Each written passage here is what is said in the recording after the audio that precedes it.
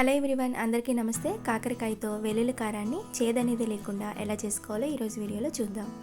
ముందుగా కాకరకాయ ముక్కల్ని వీడియోలో చూపిస్తున్న విధంగా కట్ చేసుకుని ఉప్పు పసుపు వేసి వాష్ చేసి పక్కన పెట్టుకోండి. స్టవ్ మీద కడాయి పెట్టి 1 కప్పు వరకు పల్లీల్ని వేసుకోవాలి. గ్రాముల్లో 200 గ్రాముల పల్లీల్ని వేసుకోవాలి. ఇందులోనే 10 లేదా 12 ఎండుమిరపకాయలు కూడా తుంచి వేసుకోండి. మీ స్పైసీని బట్టి ఎండుమిరపకాయలని యాడ్ చేసుకోవచ్చు. అలా వేయించుకున్న పల్లీల్ని పక్కకు తీసుకోండి. అదే ప్యాన్లో 3 టేబుల్ స్పూన్ ఆయిల్ వేసుకొని ముందుగా వాష్ చేసి పెట్టుకున్న కాకరకాయ ముక్కల్ని వేసుకొని క్రిప్సీగా ఫ్రై చేసుకోండి. మీడియం ఫ్లేమ్లో వీడియోలో చూపించిన విధంగా ఇలా ఫ్రై చేసుకొని పక్కకు తీసుకొని చల్లారనివ్వండి. ఒక మిక్సీ జార్ తీసుకొని ముందుగా వేయించిన పల్లీలు, ఎండుమిరపకాయలు, 2 వెల్లుల్లిపాయలని రేకలుగా చేసుకొని వేసుకోండి. ఇందులోనే రుచికి తగినంత ఉప్పు వేసుకొని కొద్దిగా చింతపండు, 1/2 టీ స్పూన్ జీలకర్ర వేసి బరకగా గ్రైండ్ చేసుకోండి.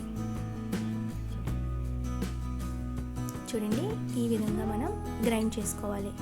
ఇలా గ్రైండ్ చేసుకున్న వాటిలో ముందుగా ఫ్రై చేసి పెట్టుకున్న కాకరకాయ ముక్కలను కూడా వేసి ఒకసారి స్పూన్తో కలుపుకొని జస్ట్ వన్స్ గ్రైండ్ చేసి తీసేయండి. చూడండి, ఒక్కసారి గ్రైండ్ చేసుకుంటే సరిపోతుంది. మనకి పొడి అనేది పలుకులుగా ఉండాలి. అలా గ్రైండ్ చేసుకున్న పొడిని ఎయిర్టైట్ కంటైనర్లో పెట్టుకుంటే మనకి నెల రోజుల పాటు ఈ పొడి అనేది నిల్వ ఉంటుంది. రైస్తో నెయ్యి వేసుకొని తింటే ఈ పొడి చాలా టేస్టీగా ఉంటుందండి. మీరు కూడా తప్పకుండా ట్రై చేయండి. మా రెసిపీ మీకు నచ్చినట్లయితే మా ఛానల్ని సబ్స్క్రైబ్ చేసుకోండి, లైక్ చేయండి, షేర్ చేయండి.